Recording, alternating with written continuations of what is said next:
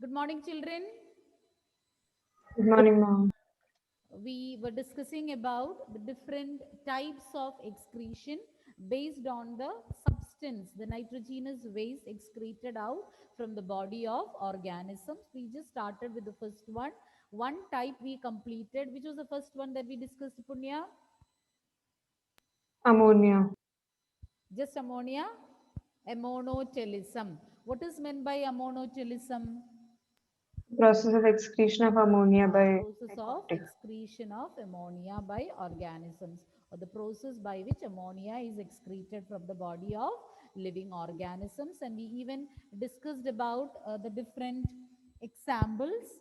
Now we'll be learning about the remaining types of nitrogenous excretion.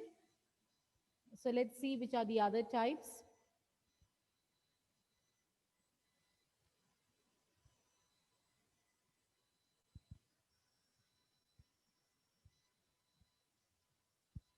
Next, ureochelism. The next one is ureochelism. The method of excretion is ureochelism. And in ureochelism, excretion is in the form of urea. Urea is being excreted from the body of organisms. And in the liver, ammonia gets converted into less toxic urea. And in the first one, what we said is ammonia is being excreted from the body, but in certain organisms, excuse me, but in certain other organisms, liver, inside the liver, ammonia will get converted into less toxic urea for conserving water. So excretion of urea from the body will require less amount of water when compared to ammonia. And you call this cycle as ornithine cycle. It is by means of ornithine cycle that ammonia is getting converted to urea. And the advantages of getting ammonia getting converted to urea are that one is it requires less water to be removed, and the other one, it is less toxic when compared to ammonia. Okay. Then for excretion, urea requires only moderate quantity of water. That is already mentioned. It helps in the conservation of water. And ureotelic animals are those animals which excrete urea, the nitrogenous waste in the form of urea. Terrestrial and semi-aquatic amphibians like frogs, toads, then cartilaginous fishes, aquatic and semi-aquatic reptiles like alligators, turtles, etc. come under this category. I'll repeat once again. We completed a monochelism in the previous class. So we just started with the second type, that is ureochelism. It's a process of excretion of urea. And here ammonia will get converted to urea. When compared to ammonia, urea is less toxic, and urea needs only less water or moderate quantity of water to be removed from the body. There's And like a black patch on screen. you can't see clearly.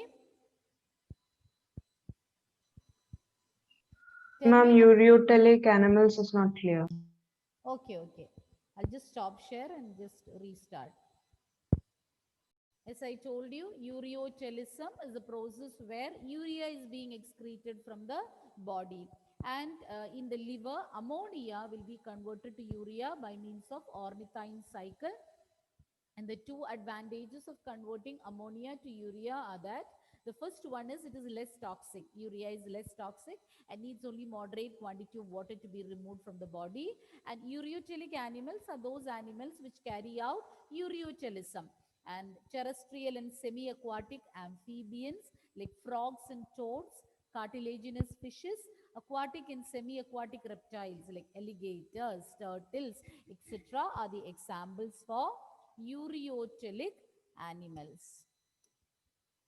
Now, uricochelism. Uricochelism is a process of excretion of uric acid. It's a process of excretion of uric acid from the body. Uric acid is insoluble in water. So here for excreting uric acid, water is not required. And this is found in animals where water conservation is very important. So they excrete it in the form of crystals, uric acid crystals. Birds, terrestrial reptiles, insects, land snails, and some land crustaceans. In all these animals, you can find uricotelism, where the nitrogenous waste is excreted in the form of uric acid, mostly in the form of uric acid crystals. The advantage is that uric acid is insoluble in water. So to remove it from the body, there is no wastage of water. No water is required to remove uric acid from the body. Children, is it clear now? Animals have different excretory organs. Now let's see some of the excretory organs and the animals in which these are found. And children, one more thing, we discussed about monotelism, ureotelism, uricotelism. Any idea in which category human beings come? No response. Any guess? Under which category human beings are included? Ureo. Okay, ureochelic. Now the excretory organs, protonephridia. Already when we discussed about, or when we learned about the different phyla of animal kingdom, we have learned about flame cells of protonephridia. And this excretory organ is found in Platyhelminthes, rotifers. Rotifers are aquatic organisms, and some annelids and cephalochordates, and you can find protonephridia. And nephridia are found in annelids. Then Malpighian tubules in insects. Then antennal glands or green glands, you can find them in crustaceans. Then kidneys in higher animals. So these are some of the excretory organs found in animals. Protonephridia, flame cells found in Platyhelminthes, then rotifers, certain annelids and cephalochordates, nephridia in annelids, Malpighian tubules in insects, antennal or green glands in crustaceans, and kidneys in higher animals. Now next we are going to learn about human excretory system in detail. What makes up human excretory system, children? Which are the major excretory organs? Kidneys. Kidneys form the major excretory organs in human beings. So here you can see the picture of kidneys, and on one side, on left hand side, you can see longitudinal section of one kidney, the other one, the external surface you can find.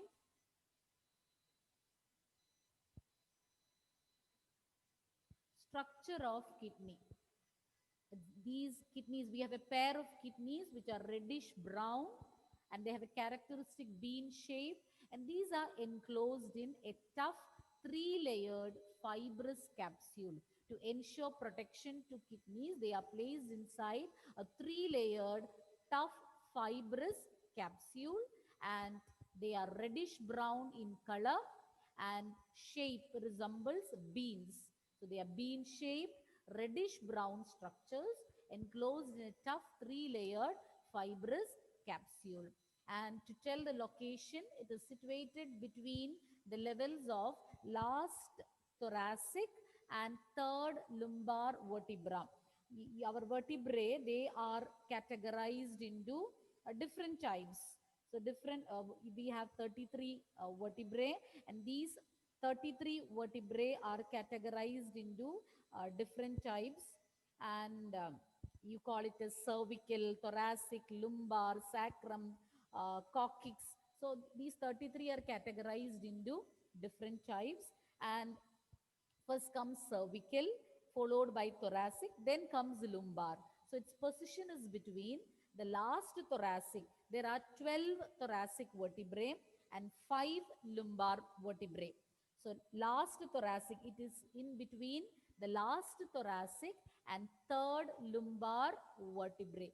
So in between this, you can find the kidneys. So kidneys are located, they are located between, so in the abdominal cavity, but between the levels of last thoracic and third lumbar vertebrae. and it is 10 to 12 centimeter in length. The width comes around 5 to 7 centimeter, thickness 2 to 3 centimeter. On an average, these are the dimensions of a human kidney. I'll repeat once again. These are reddish brown, bean-shaped structures, and they are enclosed inside a fibrous capsule which is 3-layered and quite tough to provide protection. And the exact location is in between the last thoracic and third lumbar vertebrae, and length comes to around 10 to 12 centimeter, 5 to 7 centimeter width, and the thickness 2 to 3 centimeters. An average weight is between 120 to 170 grams. So the weight is between 120, can range between 120 to 170 grams. So those were the dimensions of human kidneys. And now coming to the detailed structure of a kidney. On the concave side of the kidney, you can find an opening. You call it as hilum or hilus, and it is through that blood vessels, nerves, the different lymphatic ducts and ureter enter the kidney.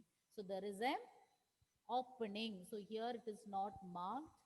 So this region, the previous figure, you might have seen, see this portion, see this region, that is known as hilum. This region is known as hilum. Hilum is the opening present on the concave portion of the kidney. And what is the significance of this particular region? It is through this region that ureter, then blood vessels, nerves, lymphatic ducts, etc. enter the kidney. And this hilum leads to a funnel-shaped cavity, and you call it as renal pelvis. So this region is known as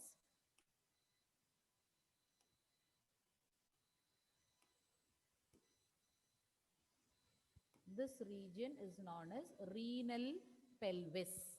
So hilum will be leading into a funnel-shaped part. As you can see, it's having a funnel-shaped appearance. See this portion. It's having a funnel-shaped structure.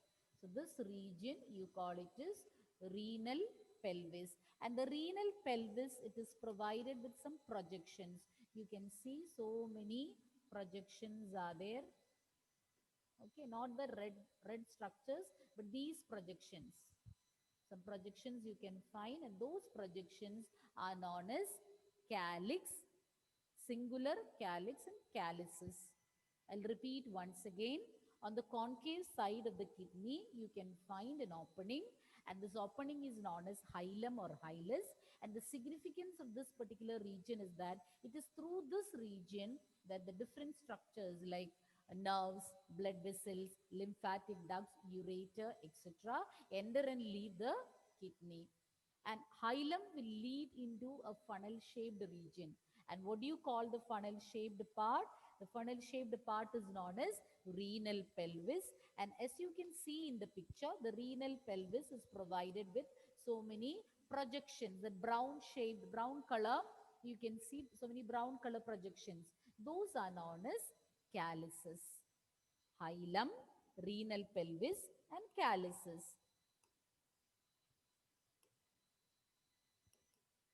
Each kidney is provided with an outer cortex and inner medulla. When we discussed about brain also, we had learned this categorization into medulla and cortex. So here also, it's provided with an outer cortex and inner medulla. So it's provided with outer cortex and the inner region. So this region, the inner region is known as medulla. So this portion, the outermost portion forms cortex, whereas the inner region forms the medulla.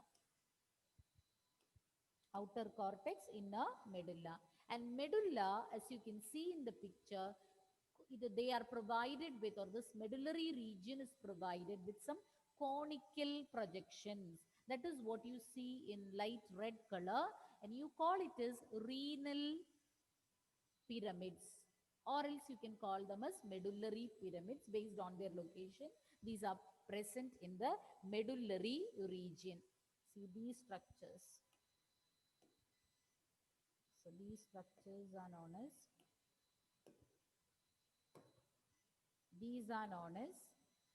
renal pyramids because it's having the appearance or structure of a pyramid. So these are known as renal pyramids or medullary pyramids. And as you can see in the picture, see this one is the calyx. These are projecting into the calyx. Is that clear? So each kidney is provided with an outer cortex and inner medulla. And what is special about medulla? In the medullary region, you can see conical projections, and you call them as renal pyramids or medullary pyramids. They have a pyramid-like appearance, and these pyramids, medullary pyramids, will be projecting into the renal calyces, or the calyces which we already said. What are calyces? What are calyces? Hilum, the opening present on the concave side of the kidney, will be opening into a funnel-shaped part. So what do you call this funnel-shaped part, children? Renal pelvis. Renal pelvis. And renal pelvis is provided with so many projections, and these projections are known as calyces. And it is into these calyces that medullary pyramids will be projecting into. And at the same time, you can see some gap over here.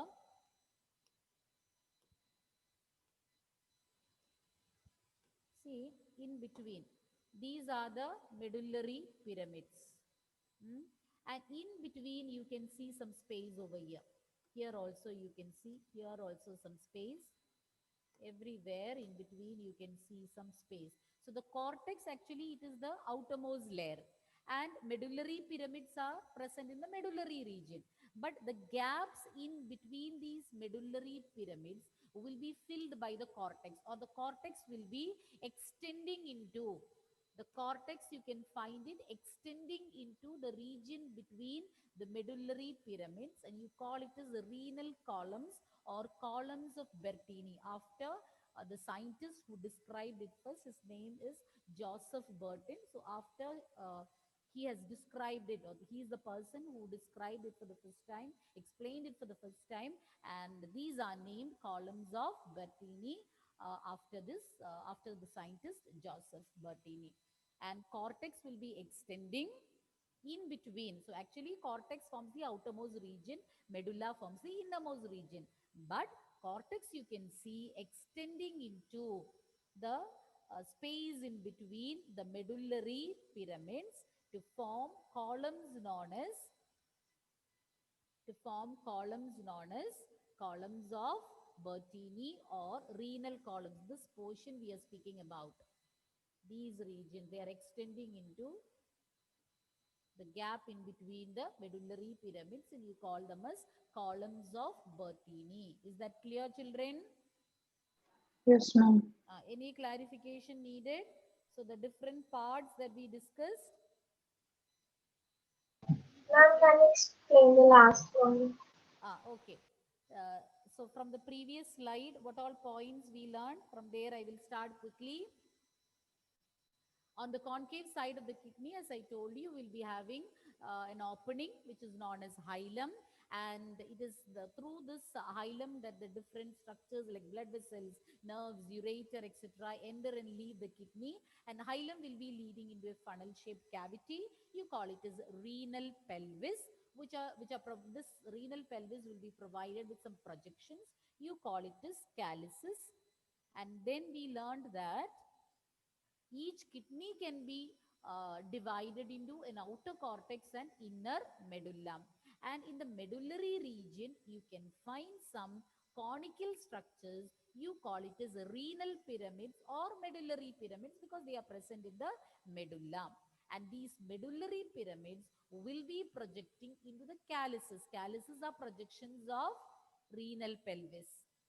And then the cortex, even though it is the outermost layer, you can find this cortex extending into the space in between the medullary pyramids. And those extensions of the cortex in between the medullary pyramids you call as renal columns or columns of Bertini, and you call it as columns of Bertini because these structures were first described by the scientist Joseph Bertin. Okay, children, shall we proceed? Yes, ma'am. Yes, Just the structure of kidney at a glance. Anyway, you will be learning more about it.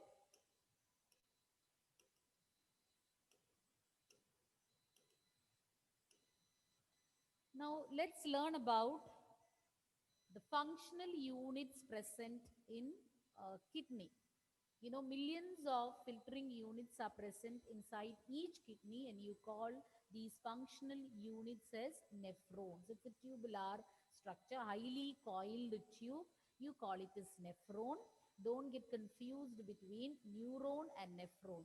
Neuron is a functional unit of nervous system or nerve cell. Neuron is a nerve cell, but nephron, these are the functional units, the filtering units in a kidney. Each kidney is provided with nearly 1 million tubular nephrons. Nephron is a highly coiled tubular structure. In 10th standard, you had learned briefly about the same. These are the structural and functional units of kidney.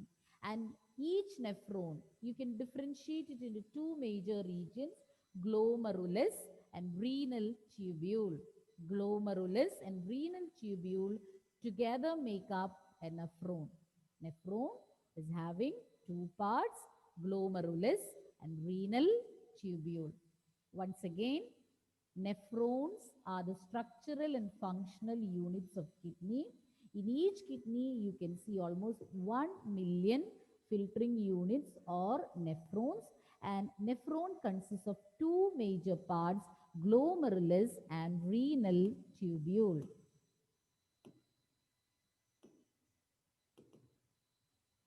Now, first we will learn about glomerulus. As I told you, a nephron is having two major parts, glomerulus and renal tubule. So, starting with the first one, glomerulus. Glomerulus is actually a bunch of capillaries, a tuft of capillaries formed by efferent arteriole. This we had learned in 10th standard. Efferent arteriole and efferent arteriole. A and E. Efferent and efferent arteriole. And efferent arteriole is a branch of renal artery, a small branch, a fine branch of renal artery. So this efferent arteriole will be entering the Bowman's capsule. We haven't learned about Bowman's capsule. We'll be learning about it, but 10th standard you have learned there is a cup-shaped part, anterior part for this nephron, which you call it is Bowman's capsule. So efferent arteriole will form a bunch of capillaries once it enters the Bowman's capsule, and you call it as glomerulus.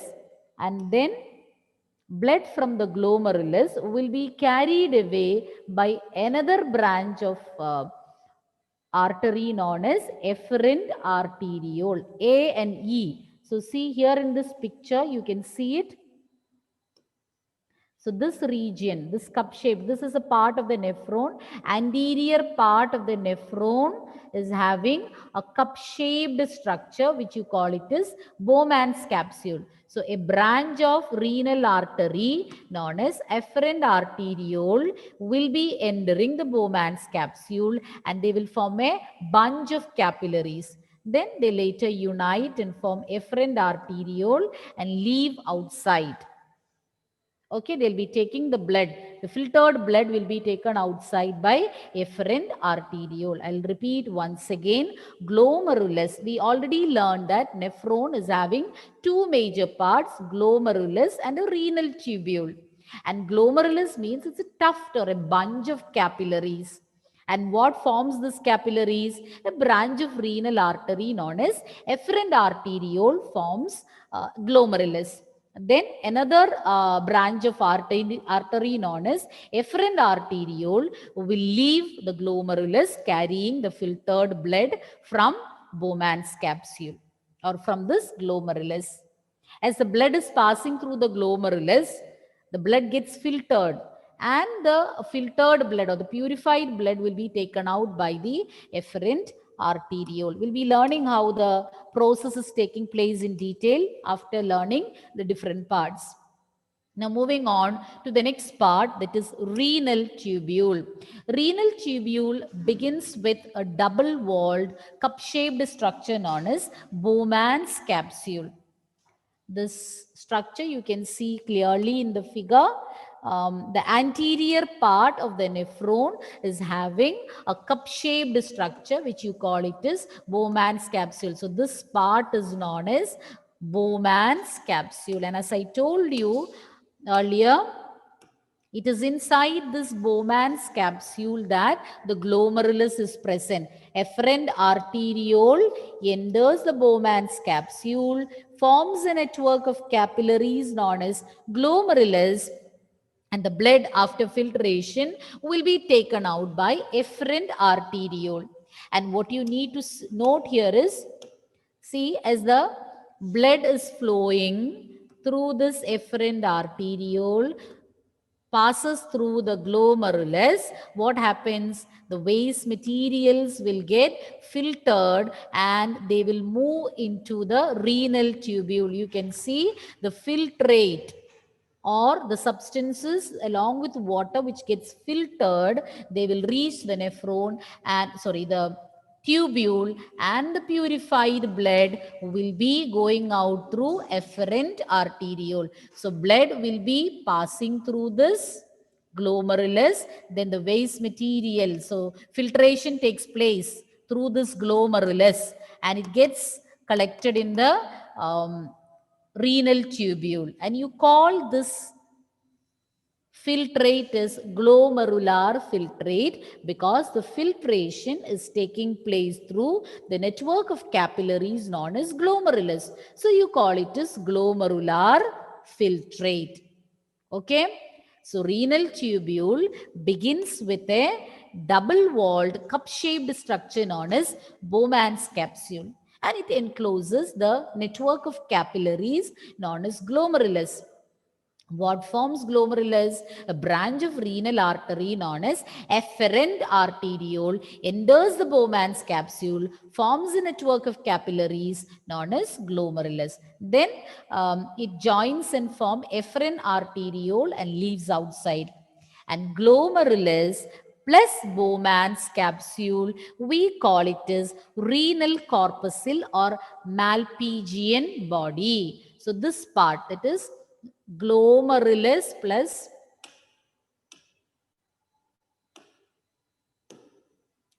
glomerulus and the Bowman's capsule, this part.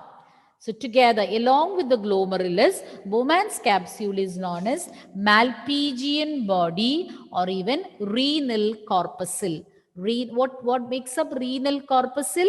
Glomerulus along with the Bowman's capsule forms the Malpighian tubule or renal corpuscle.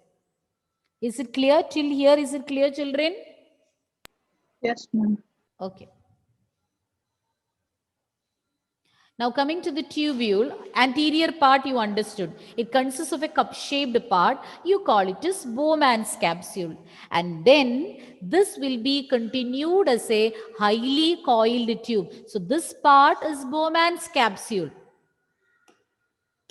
This is Bowman's capsule. And the nephron is being continued as a highly coiled tube. And this tubule, which is following, or the tube or the highly coiled tube which follows Bowman's capsule, has got different parts. So let's see which are the different parts. It is having a proximal convoluted tubule,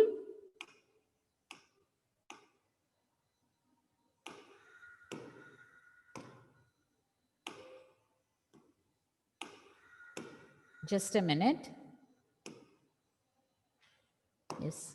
So proximal convoluted tubule, distal convoluted tubule, the portion of the nephron closer to the Bowman's capsule is proximal. The one which is away is distal convoluted tubule. And in between these two, you can see a U-shaped part of the tubule. You call it as loop of Henle. So the different parts of the renal tubule, anterior cup-shaped part already we said Bowman's capsule. So it is further continued as proximal convoluted tubule, then loop of Henle. Loop of Henle will be U-shaped or a hairpin shaped structure, loop of Henle, and then the distal convoluted tubule.